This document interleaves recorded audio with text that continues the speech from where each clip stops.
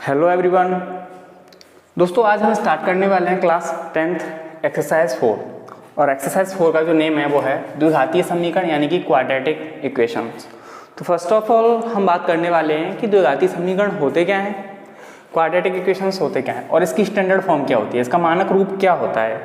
Okay, तो सबसे पहले जैसा कि आपको नाम से ही पता चल रहा होगा कि द्विघातीय समीकरण, जैसे कि द्विघातीय समीकरण में आप देखेंगे तो क्या है, ये दो घात का समीकरण। कोई भी दो घात का समीकरण, दो घात का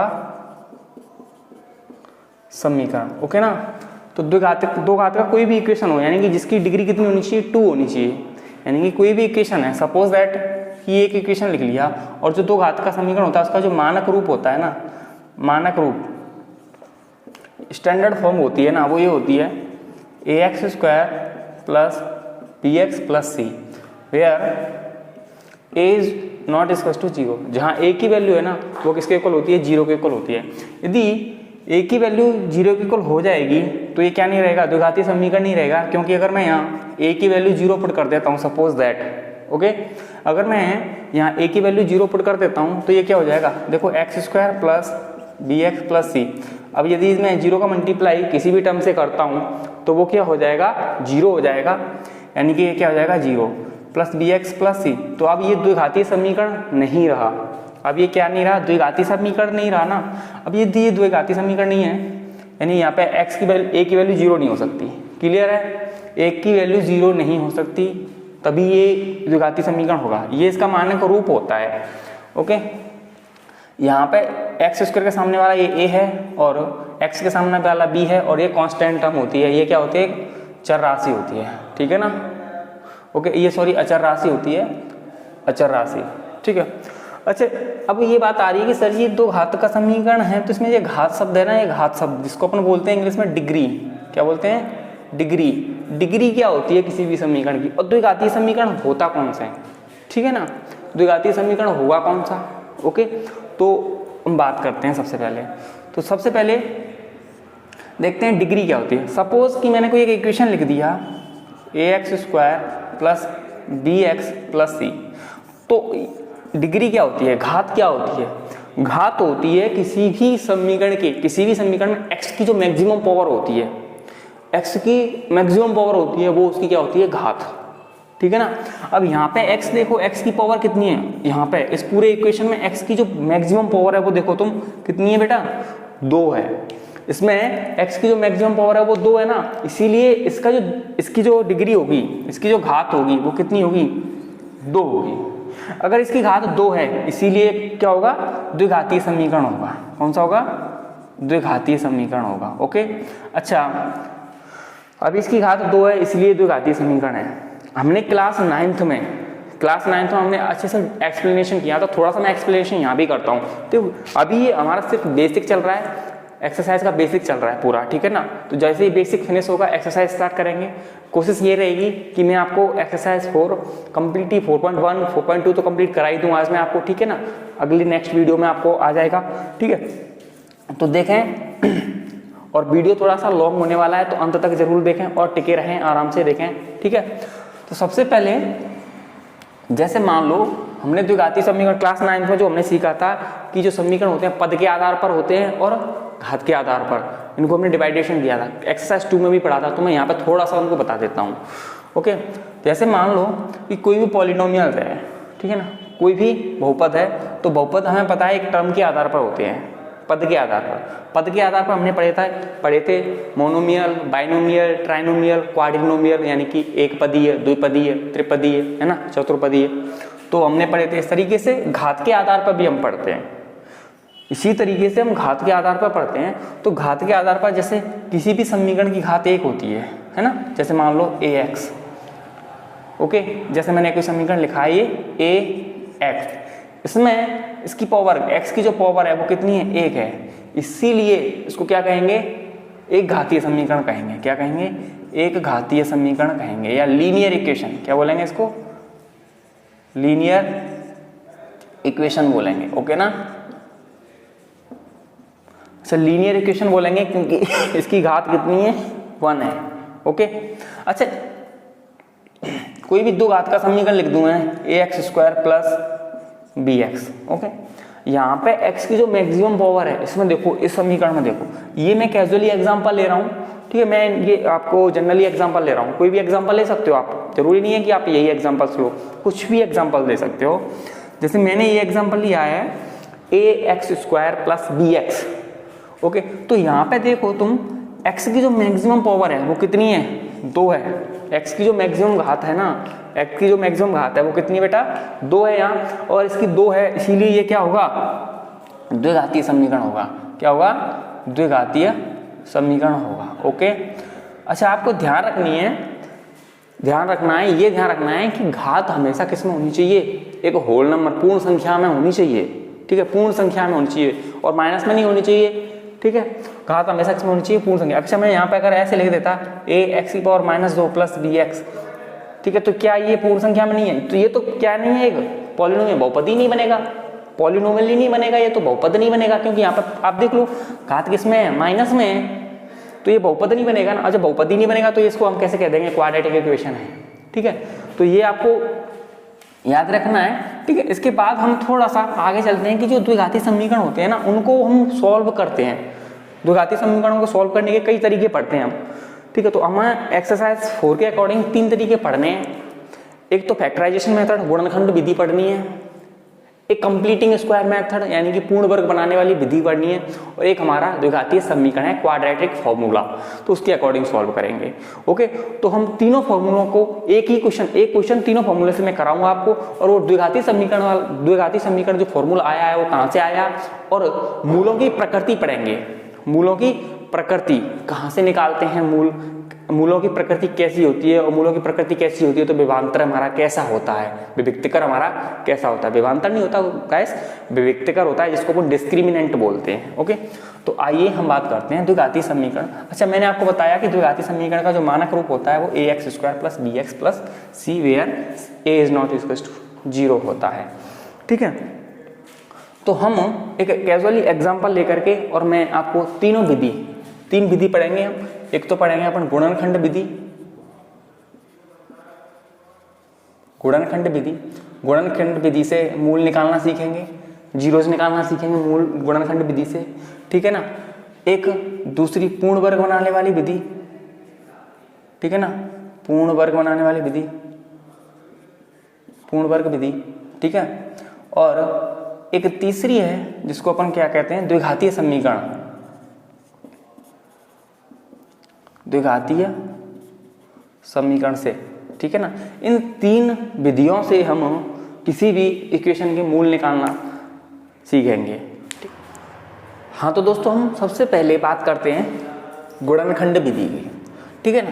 तो गुणनखंड विधि से हम एक एग्जांपल लेते हैं। अब मैंने क्या कहा था आपसे कि मैं एक एग्जांपल को तीनों विधियों से सॉल्व करके बताऊंगा आपको, ठीक है, तीनों विधियों से सॉल्व करके बताऊंगा। और तीसरी विधि को मैं जब सॉल्व कराऊंगा आपको, तो पहले इसका फॉर्मूला प्रूफ कराऊंगा, उसके बाद आपको उसी एग्जाम्पल को करके बताऊंगा। तो मैं कैजुअली कोई भी एक एग्जाम्पल ले लेता हूँ, और उस एग्जाम्पल को आपको गुणनखंड विधि से, पूर्ण वर्ग विधि से और द्विघातीय समीकरण से उसके मूल निकाल के आपको बताऊंगा, ठीक है। तो मैं एग्जाम्पल, जैसे कि कोई भी एक एग्जाम्पल लेता हूँ, x square minus 3x minus 10 is equal to 0, ठीक है ना। एक एग्जाम्पल मैंने ले लिया ये, ठीक है ना, x square minus 3x minus 10 is equal to 0। तो आप ध्यान से देखेंगे और पूरा कंसंट्रेशन यहाँ होना चाहिए आपका, ठीक है ना। देखिए गुणनखंड विधि से सॉल्व करने के लिए तो हमारे पास सिंपल मेथड है। क्या करते हैं, सबसे पहले हमें पता है कि ये जो समीकरण है वो किस फॉर्म में है, a x square plus b x plus c is equal to 0। अब आपको यहाँ ध्यान रखें कि साइन पे कोई भी साइन, जो साइन है ना, इन पर वैल्यू नहीं रखनी, इन पर कोई भी आपको ध्यान नहीं देना है कि सर आप बोल रहे हो कि सर यहाँ तो माइनस है, आप बोलो कि सर यहाँ माइनस है, यहाँ माइनस, आपने तो इसका ये कहा इसकी स्टैंडर्ड फॉर्म, ये तो मैंने सिर्फ स्टैंडर्ड फॉर्म है, ये क्या है इसकी स्टैंडर्ड फॉर्म है, तो आपको इस पर कोई भी माइंड नहीं लगाना है। ओके, अब देखो कि ये इस फॉर्म में है, तो हमें पता है कि a की वैल्यू कितनी होगी, एक्स स्क्वायर के सामने वाला एक्स स्क्वायर का कोफिशिएंट यानी एक्स स्क्वायर का गुणनखंड होता है, गुणांक होता है, वो क्या होता है, a होता है। तो a की वैल्यू तो यहाँ 1 है, b की वैल्यू यहाँ कितनी है, -3 है, और सी की वैल्यू कितनी हमारी माइनस का 10 है। अब गुणनखंड विधि में क्या करते हैं अपन, मिडिल टर्म स्प्लिट मेथड हमने क्लास 9th 8th में पढ़ चुके हैं अच्छी तरीके से। तो हम क्या करते हैं, इस एक्स स्क्वायर के सामने वाले का गुणा करते हैं किससे, सी से। तो ए है इसके सामने और सी से गुणा करेंगे इसका, तो गुणा करेंगे तो गाइस हम क्या देखेंगे यहाँ पे दोस्तों, देखो इसका हम गुणा करें, एक का गुणा माइनस के 10 से करूंगा, माइनस के 10 से करता हूँ, किससे गुणा, माइनस के 10 से गुणा करना है एक एक्स स्क्वायर का, ठीक है। गुणा करेंगे तो हमारे पास क्या आएगा, माइनस का 10 एक्स स्क्वायर। अब वो माइनस के 10 एक्स स्क्वायर को हम तोड़ते हैं, इस तरीके से तोड़ते हैं। अब ऐसी संख्याएं सोचो जिनको गुणा करने पे कितना आ जाए, माइनस का 10, और जोड़ने घटाने पे कितना आना चाहिए, बी के सामने, बी क्या है हमारा, माइनस का 3x। मतलब ऐसी संख्याएं सोचो। तो पहले तो देखो इसके दो तरीके हैं, एक तो प्राइम फैक्टराइजेशन मेथड से कर सकते हो आप, प्राइम फैक्टर करके, ठीक है। प्राइम फैक्टर करके फिर हमें ग्रुपिंग करना होता है, ग्रुप बना सकते हैं। मैंने आपको दोनों मेथड बता रहा हूँ। जब छोटी संख्याएं हों तब तो आप क्या करोगे कि संख्याएं सोच लो कि ऐसी कौन कौन सी संख्याएं होती हैं जिनको मल्टीप्लाई करने पे क्या आ जाए, 10 आता हो, ठीक है ना। कौन कौन सी संख्याएं होती हैं, तो सोचो सबसे पहले। तो दो, हमें पता है कि 2 गुणा 5 करते हैं तो 10 आता है, 2 गुणा 5 करते हैं तो 10 आता है, और 1 गुणा 10 करते हैं तो 10 आता है, ठीक है ना। ओके, यहाँ पे देखो 2 गुणा 5 करा तो 10, 1 गुणा 10 करते हैं तो 10 आता है। अब ये जो इन दोनों के अलावा कोई ऐसी संख्या नहीं होती जिनको गुणा करने पर 10 आए, पक्का पता है हमें। अब देखो कि हम क्या करेंगे, इनमें ना ऐसा सिस्टम बिठाओ कि हमें जोड़ने पर या घटाने पर कितना मिल जाए, माइनस का 3 मिल जाए। तो देखो अगर हम 1 को और 10 को जोड़ेंगे तो 11 आएगा, और 10 में से 1 घटाएंगे तब क्या आएगा, 9 आएगा। तो ये तो कैंसिल है, ये तो हो ही नहीं सकता, है ना, ये तो नंबर हो ही नहीं सकते। तो अब देखो तुम, अगर मैं 5 में से कितना माइनस कर दूं, 5 में से 2 माइनस करूंगा तो 3 आएगा, और हमें चाहिए क्या यहाँ पे, 3 माइनस का। तो ऐसा करता हूँ मैं, इसको किसका ले लेता हूँ, माइनस का, और इसको किसके ले लेता हूँ, प्लस का। तब हमारे पास क्या आएगा, माइनस का 3 आएगा, आएगा ना माइनस का 3, माइनस का 3x ही तो चाहिए हमें, माइनस का 3x ही तो चाहिए। तो जो हमारे पास जो संख्याएं हैं वो संख्या क्या क्या है, माइनस का 5x और प्लस का 2x। अब आप बोलोगे सर जी इनको मल्टीप्लाई करने पर माइनस का 10x कैसे आ रहा है, 10x स्क्वायर कैसे आ रहा है। तो देख लो, मल्टीप्लाई करो तुम, तो माइनस के 5x का मल्टीप्लाई 2x से करो तो कितना आ रहा है, इसका ऐसे मल्टीप्लाई करेंगे तो गाइस देखो माइनस का 10 हो गया, और x का मल्टीप्लाई x से करेंगे तो क्या आएगा, x स्क्वायर आएगा। आ रहा है ना, तो ठीक है, जब आ रहा है तो कोई दिक्कत ही नहीं है। तो अब स्प्लिट कर दो आप, क्या स्प्लिट कर दो, ये वाली जगह, ये वाली जो टर्म है, ये दोनों टर्म को कहाँ पे स्प्लिट करना है आपको, मिडिल टर्म, मध्य टर्म के बीच में। तो मध्य टर्म हमारी कौन सी है, ये रही, यहाँ पे स्प्लिट कर दो। तो एक्स स्क्वायर माइनस के 5x प्लस का 2x minus 10 is equal to 0। यहाँ देखो इसमें से क्या कॉमन आ रहा है, इन दोनों में से क्या कॉमन आ रहा है, x कॉमन आ रहा है, तो मैं निकाल लेता हूँ। यहाँ क्या बचेगा, x माइनस 5, ठीक है। देखो मैंने यहाँ से x कॉमन निकाल दिया। देखो कॉमन निकालने का मैं आपको रीजन्स बताता हूँ पूरा डिटेल से, जब मैं पढ़ा ही रहा हूँ तो डिटेल से पढ़ा रहा हूँ पूरा, ठीक है। अब आपको ये नहीं करना कि सर आप एक ही क्वेश्चन में इतना टाइम लगा रहे हो, पूरा डिटेल से बेसिक पूरा क्लियर हो जाएगा। यहाँ पे आपको कोई भी डाउट रहने वाला नहीं है, मतलब कि प्रॉब्लम्स नाम की कोई चीज़ नहीं रहने वाली है तुम्हारे पास, ठीक है ना। मतलब आप लेके प्रॉब्लम्स के सर कॉमन निकाल लेते हैं, बस ये हो जाता है वो हो जाता है, नहीं, कुछ भी नहीं है, पूरा क्लियर करता हूँ मैं, ठीक है ना। जैसे मैंने इसमें से x कॉमन निकाला है इन दोनों में से, तो इसका मतलब क्या है कि एक्स स्क्वायर को मैंने x से डिवाइड किया और 5x को भी मैंने 5x से डिवाइड किया, ठीक है, क्योंकि x कॉमन निकाला है दोनों में से। यहाँ एक x से एक x कैंसिल आउट हो गया, क्या भैया क्या बचा, x बचा ना, और यहाँ देखो एक x से एक x कट गया तो क्या बचा, 5 बचा। यही तो मैंने लिखा है x माइनस 5, यही तो लिखा है मैंने, x माइनस 5 बचेगा यहाँ पे, ठीक है। अब हमें पता है कि ये ब्रैकेट, देखो गुणनखंड विधि से सॉल्व करोगे तो आपको याद रखना है कि जैसा ब्रैकेट यहाँ आया वही ब्रैकेट यहाँ आएगा, तो जैसा ब्रैकेट यहाँ आया वैसे ब्रैकेट में यहाँ लिख देता हूँ, ठीक है ना। अब देखो तुम कि x के सामने यहाँ क्या है 2, और यहाँ तो कुछ भी नहीं है, तो 2 निकल गया ना, यहाँ से कॉमन निकाला होगा हमने प्लस का, बस प्लस का ही 2 निकाला है, प्लस साइन लगाया उसके सामने, तो ठीक है, इज इक्वल टू 0। तो अब देखो फैक्टर क्या क्या होंगे, ये और ये एक फैक्टर बन जाता है, और इन दोनों में से अपन 1 लेते हैं, ठीक है, इज इक्वल टू 0। अब देख लो तुम, अब इसको 0 के इक्वल सॉल्व करेंगे तो क्या आएगा, एक तो यहाँ से आ जाएगा हमारे पास मूल, और एक मूल x माइनस 5 बराबर 0, यहाँ से आ जाएगा एक मूल, ठीक है ना। अब देखो तुम इसको सॉल्व करेंगे अब हम, x इक्वल टू प्लस का 2 है, उधर जाएगा किसका हो जाएगा, माइनस का 2 हो जाएगा। और यहाँ से देखो x इक्वल टू माइनस का 5, उधर जाते ही किसका हो जाएगा, प्लस का 5 हो जाएगा। ये हमारे पास क्या आ गए, इस समीकरण के मूल आ गए। ये हमने किया गुणनखंड विधि से, किसे किया है हमने, गुणनखंड विधि से किया है। इसके बाद अगर हम देखो गुणनखंड विधि से हमने जब सॉल्व किया तो हमारे पास मूल क्या क्या आए हैं, माइनस का 2 और 5 आए हैं, ठीक है, माइनस का 2 और क्या आए 5, अगर यानी -2 और -5 आए। अब अगर मैं इसी को किससे कर लूँ, पूर्ण वर्ग विधि से कर लूँ या द्विघाती समीकरण से कर लूँ, किसी से भी कर लूँ, किसी से भी कर लूँ, मूल तो वही आएंगे ना, मूल तो वही आएंगे, ठीक है ना। तो जैसा कि मैंने आपसे कहा था पूर्ण वर्ग बनाने वाली विधि से मूल निकालना, जीरोस निकालने हम पूर्ण वर्ग विधि मेथड से, कंप्लीटिंग स्क्वायर मेथड बोलते हैं इसको अपन, ठीक है ना। पूर्ण वर्ग विधि वाली मेथड से किस तरीके से निकालेंगे अपन इसके मूल। तो मैंने कहा था कि अभी एग्जांपल्स, मैंने दूसरा एग्जांपल लिया है इसके लिए, क्योंकि हमें पूर्ण वर्ग विधि बनाने वाले मेथड में सबसे पहले क्या करना होता है, एक्स स्क्वायर के सामने वाले नंबर को 1 करना होता है, 1 बनाना होता है, ठीक है। मैंने ये एग्जांपल क्यों लिया है, क्योंकि थोड़ा सा आप समझ जाओगे, ऐसा क्वेश्चन आ गया तो कैसे करेंगे। अभी मैं उसको भी करा सकता था क्योंकि वो थोड़ा आसान हो जाएगा ज़्यादा, है ना। तो सबसे पहले हमारा जो फर्स्ट स्टेप रहता है वो रहता है कि एक्स स्क्वायर वाली संख्या को क्या करना है, एक्स स्क्वायर के सामने वाली संख्या को 1 बनाना है। तो हमें क्या करना है, उसी वाली संख्या से पूरे समीकरण को क्या कर दो, भाग कर दो, ठीक है ना। तो सबसे पहले मैं क्या करता हूँ, 2x square upon 2 minus upon 2 plus 3/2 is equal to 0.2। मैं डिवाइड करूंगा तो 2 से 2 कट जाएगा, यहाँ देखो क्या बचेगा हमारे पास, x square minus 7/2x plus 3/2 is equal to 0। मैंने इसको इस तरीके से क्यों लिखा है, अभी आप समझ जाओगे कि x वाले गुणांकों को हमें इस तरीके से क्यों लिखना है। इसमें 3 स्टेप, मैंने कहा कि 3 स्टेप याद रखने हैं आपको, first step, second step and third. पहला स्टेप हम कंप्लीट कर चुके हैं। पहला स्टेप क्या है कि सबसे पहले आपको क्या करना है कि एक्स स्क्वायर वाली संख्या से, एक्स स्क्वायर वाली संख्या से पूरे समीकरण को भाग करना है। तो मैंने एक्स स्क्वायर वाली संख्या क्या थी, एक्स स्क्वायर के सामने वाली संख्या क्या थी बेटा, यहाँ पे 2 थी, तो 2 से मैंने पूरे समीकरण को क्या कर दिया, भाग कर दिया। इसके बाद आपको क्या करना है कि x के कॉम्पिशेंट को, किसके कॉम्पिशेंट को, x के गुणांक को, देखो x के गुणांक को, x का गुणांक क्या है यहाँ पे, देखो x का गुणांक है 7/2, x के गुणांक को लेना है। सेकंड स्टेप क्या है, x का गुणांक क्या है 7/2, x के गुणांक का क्या करना है आपको, आधा।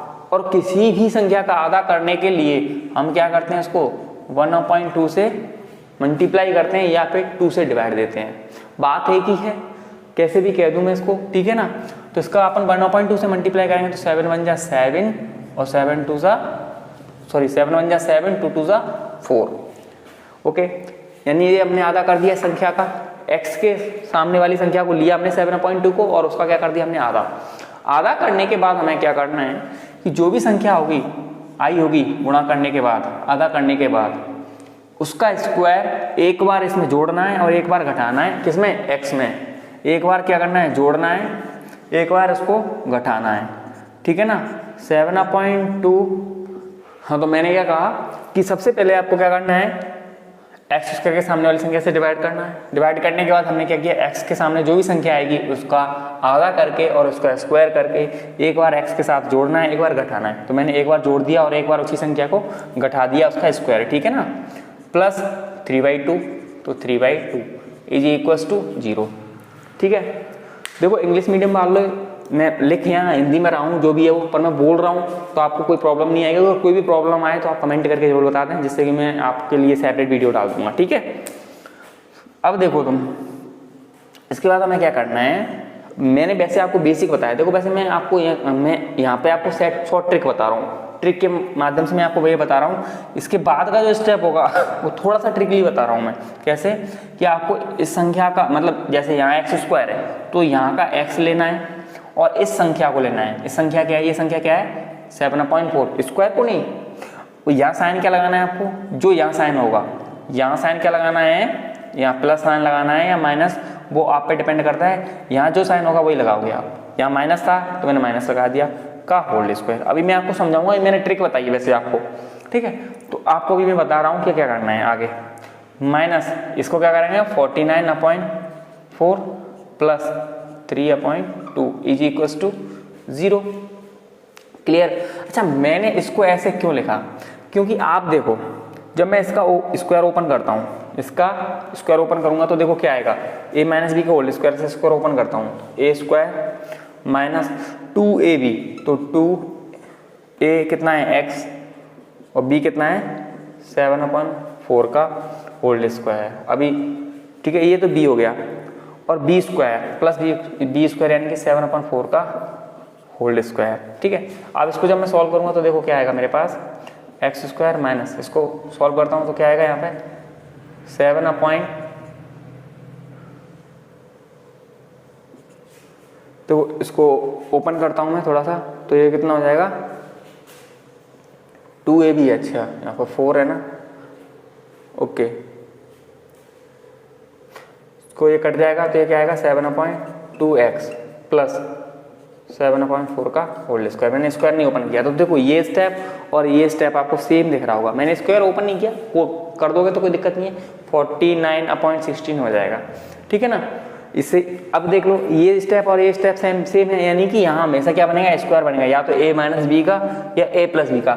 यदि यहाँ माइनस है तो a माइनस बी का बनेगा, यदि यहाँ प्लस है तो a प्लस बी का स्क्वायर बनेगा।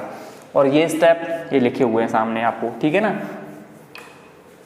अब देखें कि इन दोनों को उधर भेज दो आप, तो ये हो जाएगा x माइनस 7/4 का होल स्क्वायर, इन दोनों को मैं उधर भेज दूंगा 49/4 प्लस का हो गया माइनस का 3/2। ठीक है, अब यहाँ देखो x माइनस 7/4 का whole square is equal to LCM कितना आ रहा है इन दोनों का, 4 एलसीएम आ रहा है, सॉल्व करूंगा तो क्या हो जाएगा ये 49 माइनस इसका डिवाइड इसमें कितना टाइम जा रहा है, देखो इसका डिवाइड इसमें 2 टाइम जा रहा है, 2 का मल्टीप्लाई, सॉरी इसका डिवाइड इसमें कितना टाइम जा रहा है 2 टाइम जा रहा है, और 2 का मल्टीप्लाई इससे करेंगे तो कितना आ जाएगा 6। ठीक है ना, अब इसको सॉल्व कर लेते हैं आगे देखेंगे। तो यहाँ तो है x माइनस 7/4 का whole square is equal to, यहाँ देखेंगे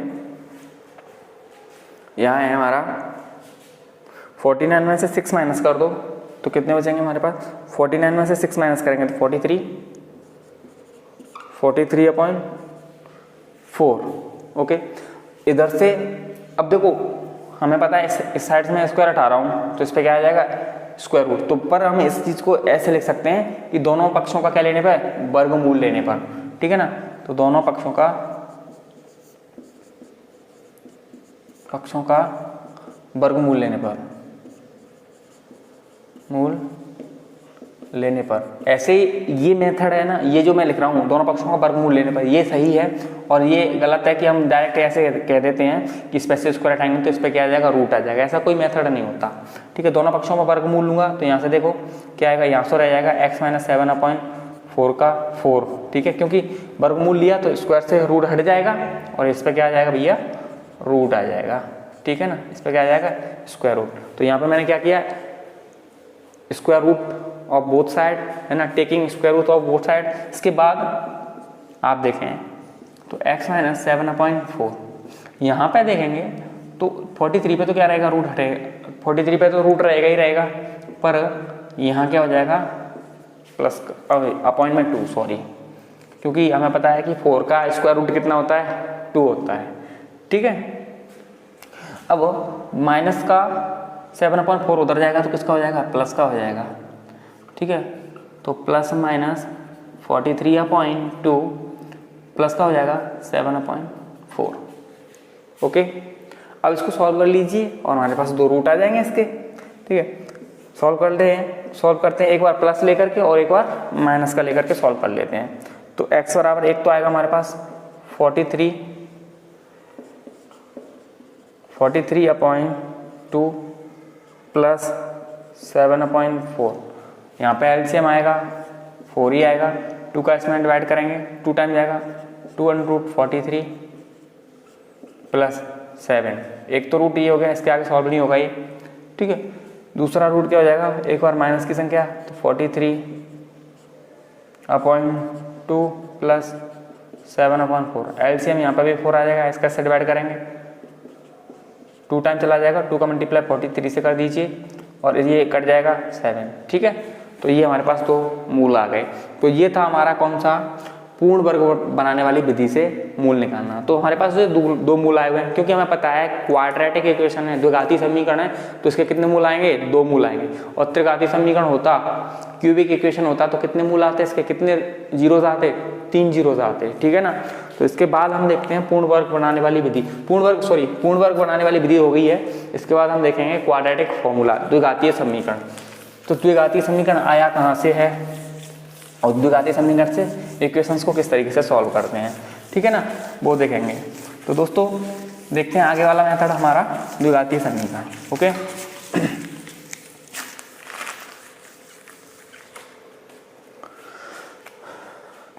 द्विघातीय समीकरण पहले तो देख लेते हैं अपन।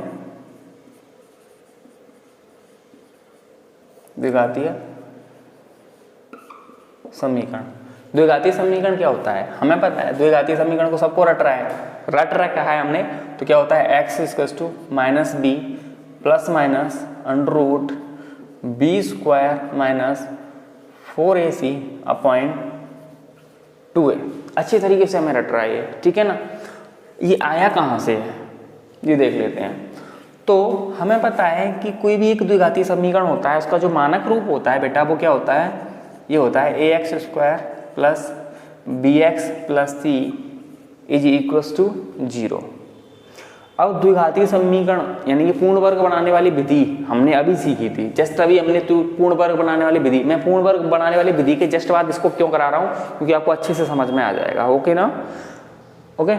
तो हम पूर्ण वर्ग बनाने वाली विधि पूरी इस पे अप्लाई करो, अपने आप ये समीकरण बन के आ जाएगा हमारे पास।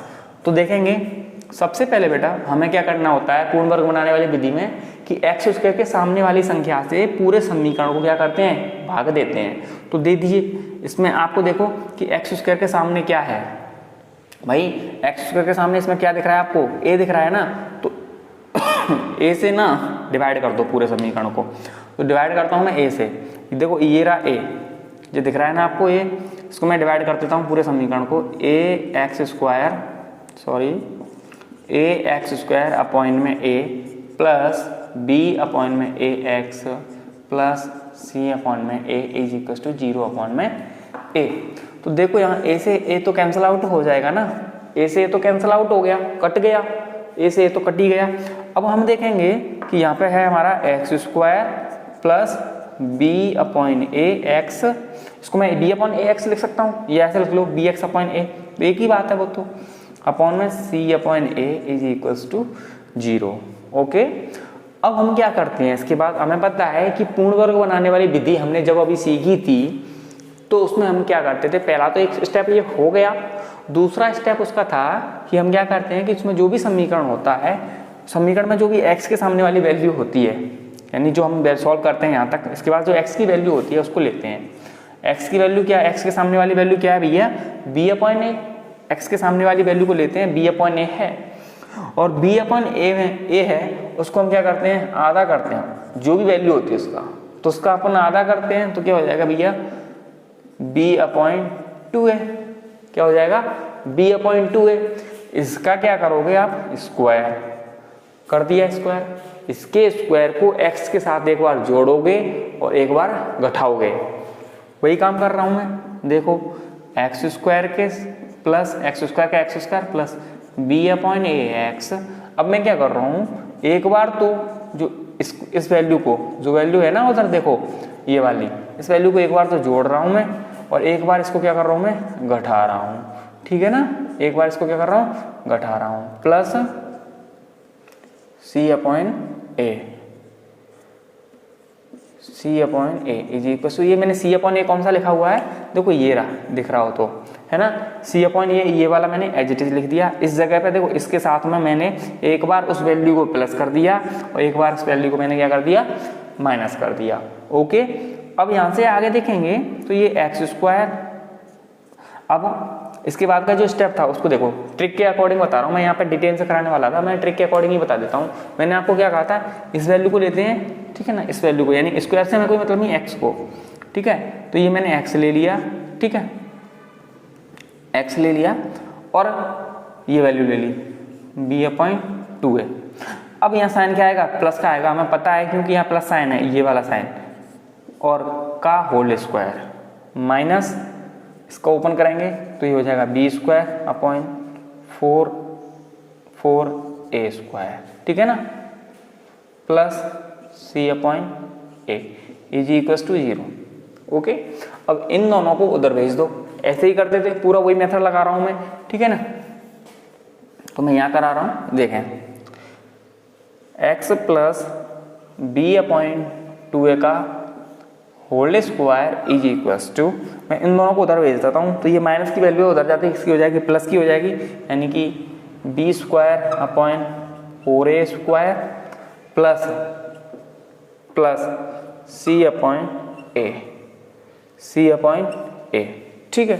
यहाँ तक तो कोई दिक्कत नहीं है, हमने यहाँ तक कोई, एक बार चेक कर लो पूरा। तो सबसे पहले हमने क्या किया, इसका क्या लिया, इसका गुणांक ले लिया, और इसके गुणांक का हमने क्या कर दिया, आधा कर दिया, तो कितना हो गया b/2a, 2a इसका होल स्क्वायर, एक बार जोड़ दिया, एक बार घटा दिया, और हमने ये सॉल्व कर लिया, ठीक है। इसके स्क्वायर को सॉल्व करा हमने, ये तो हमने ये बना दिया ही, x प्लस इसका होल स्क्वायर, और यहाँ देखेंगे ये क्या लिख दिया हमने b²/4a²। अब आगे सॉल्व करते हैं, ठीक है। ये वैल्यू उधर गई है तो माइनस की होगी, ठीक है ना, ये वैल्यू है प्लस की, उधर जाएगी तो माइनस की होगी, जो माइनस की वो प्लस की हो गई। अब देखो थोड़ा सा इसको सॉल्व कर लो, इसको सॉल्व कर लो इस वाले स्टेप को, तो यहाँ पे जो एलसीएम आएगा वो कितना आएगा, 4a², कितना एलसीएम आएगा, 4a² आएगा ना। देखो 4a² से 4a² कैंसिल आउट हो जाएगा, क्या हो जाएगा b² माइनस, यहाँ देखो एक a से एक कैंसिल होगा, देखो यहाँ क्या है, यहाँ 4 तो 4 रहेगा ही रहेगा, मैं क्या करता हूँ 4a² से a को डिवाइड करूंगा तो एक a ही तो कैंसिल हो जाएगा, 4a तो बचेगा ना, तो 4a बच गया, और c का c, 4ac, ठीक है। आगे देखेंगे x प्लस b/2a का होल स्क्वायर। अब दोनों पक्षों का क्या लेंगे, वर्गमूल, दोनों पक्षों का वर्गमूल लेने पर, दोनों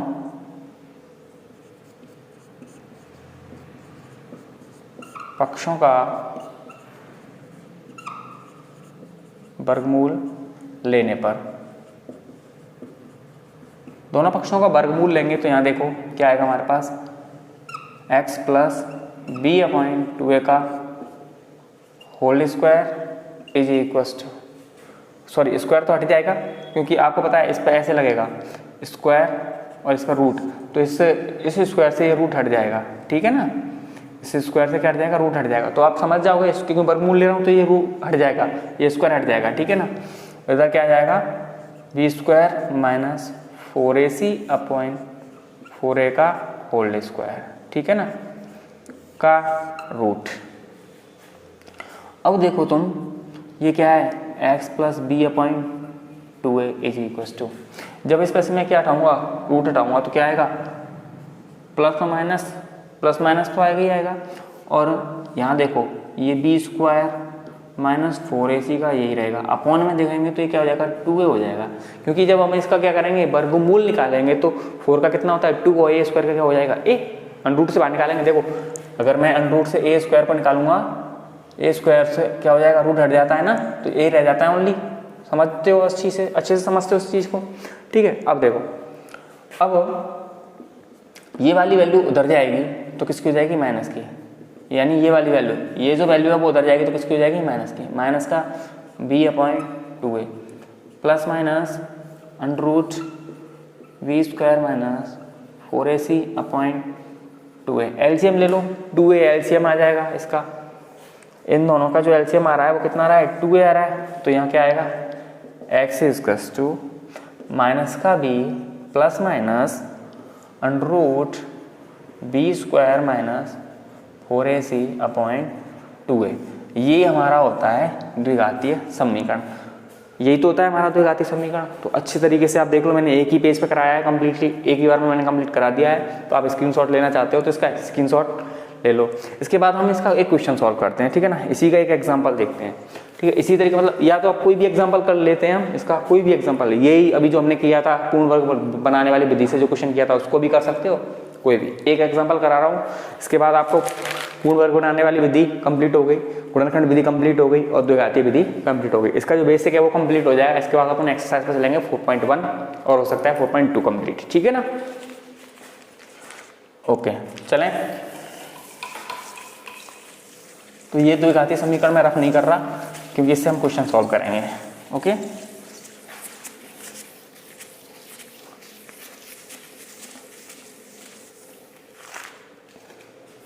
देखते हैं। एक समीकरण है 2x² + x - 6 = 0।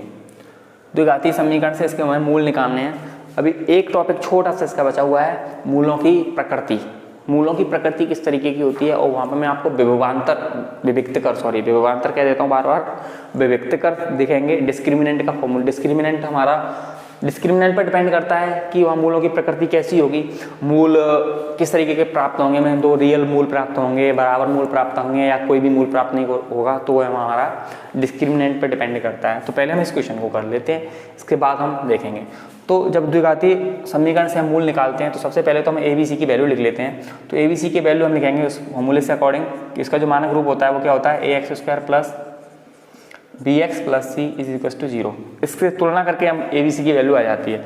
आपको लिखना नहीं है कि तुलना करने पर, ये करने पर, वो करने पर, ये तो डायरेक्ट आप लिख लेना, मैं तो ये लिख करके बता रहा हूँ आपको, ठीक है। तो x² के सामने यहाँ a है और यहाँ क्या है 2 है, तो a की वैल्यू कितनी हो जाएगी बेटा 2 हो जाएगी। ऐसे ही x के सामने यहाँ b है और x के सामने यहाँ कुछ नहीं है, यानी कि क्या हो जाएगा b बराबर 1 हो जाएगा, कुछ नहीं है तो 1 हो जाएगा। और c की वैल्यू आपको दिख रही है कितनी है -6, ठीक है। विद साइन लेते हैं।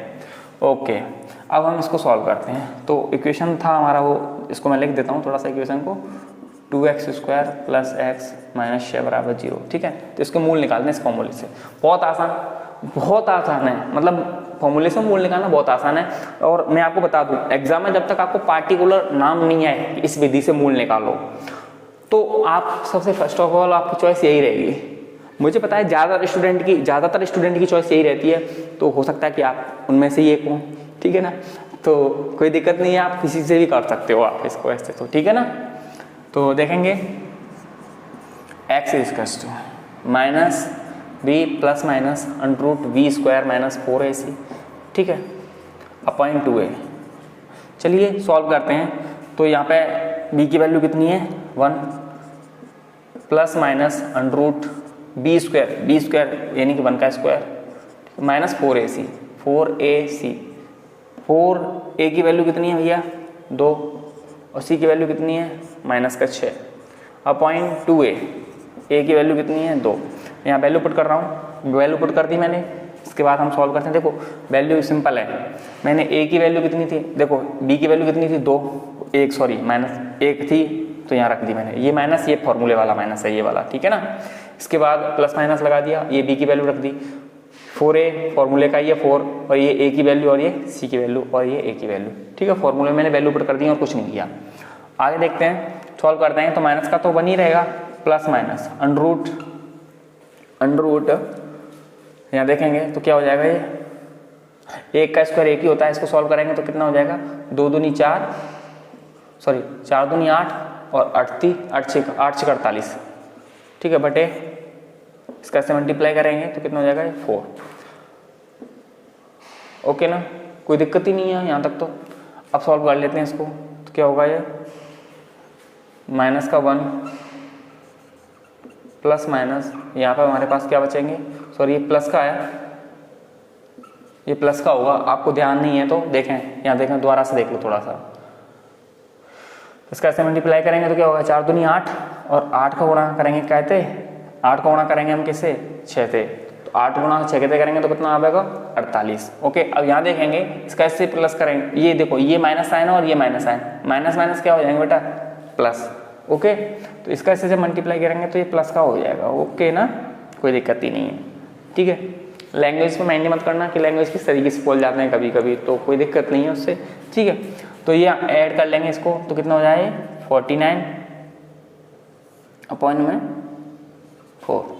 सॉल्व कर लो बस, इसका स्क्वायर, देखो ये हमें पता है 49 का स्क्वायर रूट कितना होता है 7 होता है, तो -1 प्लस -7/4, दो मूल आ रहे हैं दिख रहे हैं हमें, एक बार प्लस करके कर लो एक बार माइनस करके कर लो, बस आ जाएगा आंसर हमारा, सिंपल है। एक बार प्लस ले लो, प्लस माइनस का तो ये रहेगा ही अपॉइंट, ठीक है, और एक बार इसको प्लस करके कर लेंगे -+7/4, सॉल्व कर लो, क्या कहेंगे हमारे पास माइनस का 7 और माइनस का 1 कितने हो जाएंगे -8/4, इसको सॉल्व करेंगे तो क्या आएगा -2, और यहाँ से देखेंगे इसको सॉल्व करेंगे तो 7 में से 1 माइनस करेंगे 6/4, और 6/4 को क्या लिख सकता हूँ मैं, डिवाइड दे दो तो 3/2, ठीक है। तो हमारे पास मूल आएंगे इसके -2 और 3/2। ओके, तो दोस्तों इस तरीके से हमने द्विघातीय समीकरण प्रूफ किया और द्विघातीय समीकरण से समीकरण के मूल निकालना देखे। आगे हम तो दोस्तों आगे देखते हैं मूलों की प्रकृति यानी कि नेचर ऑफ द रूट्स, ठीक है ना।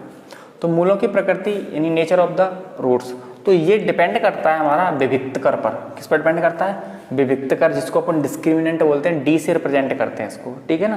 क्या बोलते हैं इसको, डिस्क्रिमिनेंट, हिंदी में बोलते हैं इसको विविक्तकर, क्या बोलते हैं, विविक्तकर, ठीक है ना,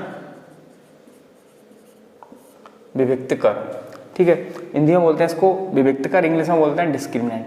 और ये होता क्या है, ये होता है v² - 4ac, क्या होता है, v² - 4ac, यानी v² - 4ac की वैल्यू, अब मैं इसको डिस्क्रिमिनेंट डी से रिप्रेजेंट करूंगा, आप समझ जाना डी की बात कर रहा हूं तो किसकी बात कर रहा हूं मैं, विविक्तकर की बात कर रहा हूं, ठीक है ना।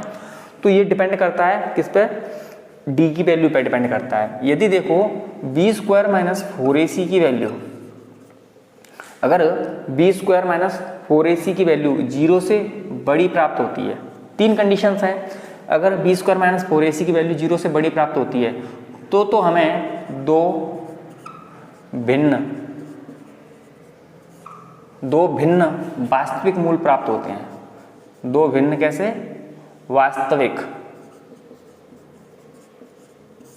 दो भिन्न और वास्तविक मूल प्राप्त होते हैं, ठीक है ना, दो भिन्न और वास्तविक मूल प्राप्त होते हैं। और v² - 4ac की वैल्यू 0 से छोटी होती है, v² - 4ac की वैल्यू 0 से छोटी होती है, तब हमें कोई मूल प्राप्त नहीं होता, तब हमें कोई भी मूल प्राप्त नहीं होगा, कोई मूल प्राप्त नहीं होगा, कोई मूल नहीं होगा, ओके। और यदि v² - 4ac की वैल्यू क्या होती है, इक्वल टू 0 होती है, बराबर होती है किसके, 0 के, तो हमें दो बराबर मूल प्राप्त होते हैं, दो बराबर मूल प्राप्त होते हैं। तो ये तीन कंडीशन है कि विविक्तकर की वैल्यू यानी डिस्क्रिमिनेंट की वैल्यू v² - 4ac से बड़ी होती है, विविक्तकर की वैल्यू v² - 4ac की वैल्यू किससे, 0 से बड़ी होती है, यानी डिस्क्रिमिनेंट कह लूँ, विविक्तकर कह लूँ, एक ही बात है, v² - 4ac कह लूँ तब भी विविक्तकर है, एक ही बात है, कैसे भी कह सकता हूँ मैं इसको, ठीक है ना। तो v² - 4ac यानी डिस्क्रिमिनेंट की वैल्यू जब 0 से बड़ी होगी, मोर देन 0 होगी, 0 से बड़ी होने का मतलब है प्लस की वैल्यू प्राप्त होगी, तब तो हमें दो भिन्न और वास्तविक मूल प्राप्त होंगे। और v² - 4ac की वैल्यू क्या होगी, 0 से छोटी, तब हमें कोई भी मूल प्राप्त नहीं होगा, उसका अस्तित्व नहीं होगा, ठीक है। और यदि ये सिचुएशन होगी, बराबर आएंगे तो बराबर मूल प्राप्त होंगे। तो इसके लिए मैं एक एग्जांपल ले लेता हूँ, उस एग्जांपल से आपको क्लियर करा देता हूँ, जैसे विविक्तकर निकाल के। और ये हमारा इसका बेसिक कंप्लीट है, इसके साथ बेसिक कंप्लीट है। इसके बाद हम एक्सरसाइज 4.2 के लिए मैं नेक्स्ट वीडियो डाल रहा हूँ, आप देखते रहिए। इसके बाद इसके बाद ही आ जाएगा नेक्स्ट वीडियो, ठीक है ना, इसके जस्ट बाद आ जाएगा नेक्स्ट वीडियो, आप उसमें देख सकते हैं, ठीक है। एक्सरसाइज 4.1 तो देखेंगे 2x² - 4x + 3 = 0, ठीक है। 2x² - 4x + 3 = 0 देख लेते हैं। 2x² - 4x + 3 = 0। तो सबसे पहले इसका विविक्तकर निकालते हैं, मूलों की प्रकृति चेक कर लेते हैं, इसके बाद और कुछ नहीं करना है इसमें, ठीक है ना। सिर्फ मूलों की प्रकृति चेक करनी है, मूल तो आप निकाल ही लेते हो फॉर्मूले से। तो मूलों की प्रकृति चेक करने के लिए हम क्या निकालेंगे, इसका डिस्क्रिमिनेंट निकालेंगे। तो फॉर्मूला लगाएंगे v² - 4ac, क्या लगाएंगे, v² - 4ac। और b square minus 4ac, b की वैल्यू, ए की वैल्यू, सी की वैल्यू पुट कर दो। तो बी की वैल्यू हमें पता है क्या होती है, ये वाली, यानी कि क्या, -4। ठीक है ना, क्या है बी की वैल्यू, -4। ये यहाँ पे पास में ही बच्चे पटाखे चला रहे हैं तो उनकी आवाज़ आ रही है, आपको कोई प्रॉब्लम नहीं होनी चाहिए इस तरह से। ठीक है ना, तो बी स्क्वायर माइनस 4ac यानी बी की वैल्यू पुट कर दी मैंने यहाँ पे। ठीक है ना, और ये ए की वैल्यू कितनी है इसमें, 2, और सी की वैल्यू कितनी है, 3। अब देख लो यहाँ पे, यहाँ देखेंगे, सॉल्व करेंगे इसको, कितना हो जाएगा 16, और इसको सॉल्व कर लीजिए आप, कितना होगा 8, और 8 3 जा 24, 8 3 जा 24। ठीक है ना, अब इसको सॉल्व करेंगे तो हमारे पास 24 में से कितना माइनस कर दीजिए, 24 में से 16 माइनस करेंगे तो हमारे पास क्या आएगा, -8 आएगा।